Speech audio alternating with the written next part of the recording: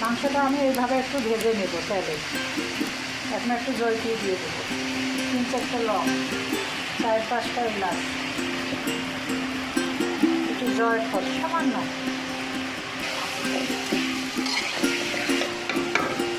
Tomato দিয়ে দেবো, জিরের গুঁড়ো, ধনিয়ার গুঁড়ো, মরিচের গুঁড়ো, ঝাল মতো দেবেন যার যার মতো।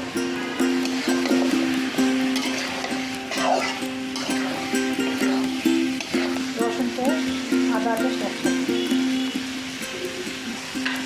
লবণ স্বাদ মতো।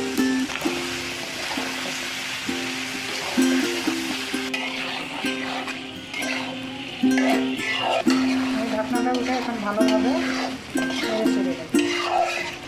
এখন কাজু বাদাম আর বাদাম কিশমিশ একসাথে মিক্সড করে নিয়েছি। আমি 1 চামচ টক দই দিয়ে দেব।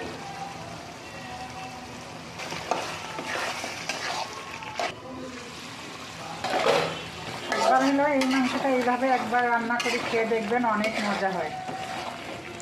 আমি সামান্য একটু গরম পানি দিয়ে দেব, তারপরে 4-5টা দিয়ে দেবো।